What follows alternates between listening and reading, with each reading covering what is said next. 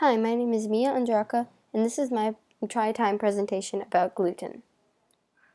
My TriTime claim was, our minds are constantly evolving like the latest technology, so we take note of the struggles of people everywhere and use that knowledge to improve the lives of others. I feel like this really connected to my TriTime project because a lot of my research was taken from people who had struggled with eating gluten-free in the past, and I used that knowledge to help myself. What is gluten and why am I gluten-free? Gluten, if you didn't already know, is a combination of two proteins to form a new protein that's found in barley, wheat, and rye. This can give people cold-like symptoms as well as stomach aches and pains. Now, you may not know this, but I eat gluten-free because I follow the special diet called the FODMAP diet. This means that I have to try to avoid fructose, lactose, fructans, which is basically the gluten-free aspect of this, galactans, which is beans and lentils, as well as soybeans, and polyols, which is some sort of artificial sweeteners. Now, when I went to the nutritionist and found all of this out, the nutritionist told me that an easier shortcut to following this diet was to simply eat gluten-free. My TriTime driving question was, what is the best way for me in the 21st century to adapt my gluten-free diet to match the taste of everyone around me? Now, my driving question was hard for me to form because I wasn't really sure what audience I wanted to focus on, maybe adults or kids, and I didn't know whether to focus on taste or health. I decided to focus on taste because taste is one of the most important things about food to me. And I decided to focus on people around my own age because that would be the most logical for me. My research. One of the first things that I looked into in my research was how can I avoid gluten and what is the best way to do so. Something that really surprised me was the fact that only about 5% of people eat gluten-free to treat celiac disease, a disease where you really can't have gluten. And it also surprised me that a lot of people eat gluten-free simply to alleviate asthma, depression, or stress.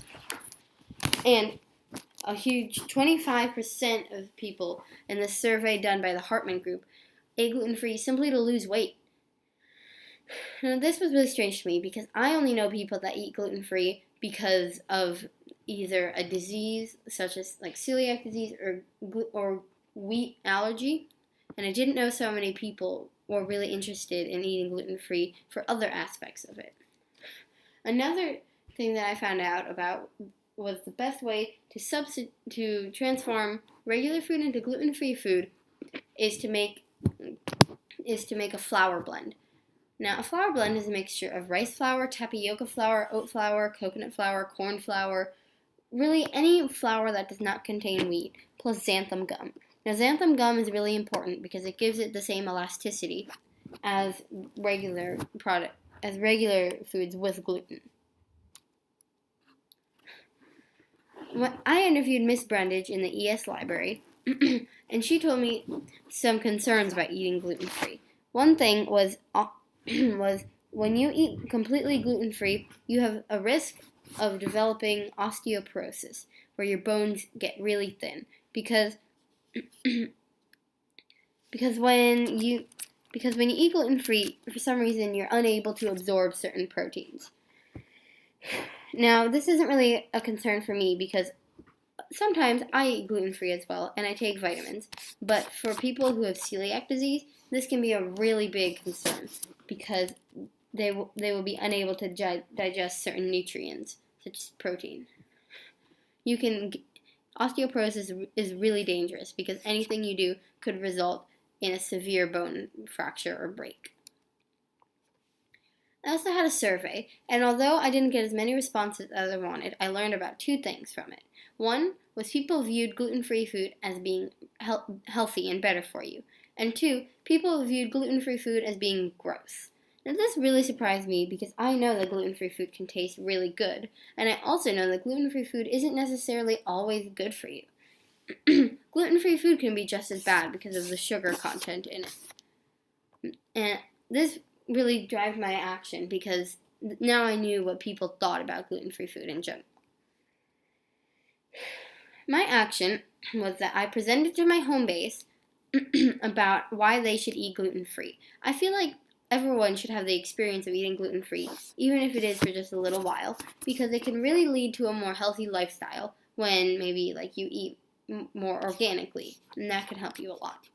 To further prove this, I brought in cookies to my home base that I made from scratch gluten-free, just to further prove that gluten-free food can taste good, and although you might have your doubts about it, it really can be quite good. Some of the skills I gained were using different types of text structure, putting together an outline, and forming an interview. I feel like forming interview questions will really help me the most, simply because that can be used in the long run, especially in university or high school when you need to ask an expert about something. Now I know some of the ways some of the questions that I can ask that will be most useful versus questions that really aren't that good. Some things that I should have done better were creating a master document sooner and reflecting more. Now, some people might not think this is such a big deal, but for me, my master document played a really big part in staying organized. Now, for the first week of my project, I really wasn't sure that I wanted about what sort of organization method I needed, whether it was a folder or a document, but in the end, my master document, which has about 11 different sources at this point, really helped me out because I knew where everything was and it was quick and easy to access. Now, some things that I did well were staying on task and having different types of research.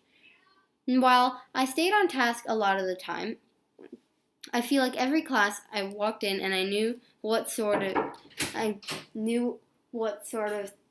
activity that I needed to do every day in class. And I feel like having all 4 types of MISO, media, interview, survey, and observations, really helped me have a better grasp on my topic. And these are my sources. And this is my bibliography.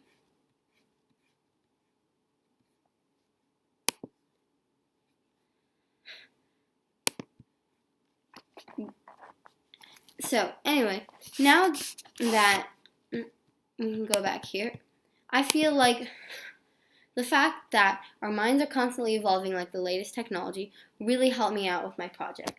Because when you use other people's struggles, now, while their struggles might be hard and you will feel bad for them, you can use that information to improve your own life. And you can use that to really help out others and to spread the word of how this can help.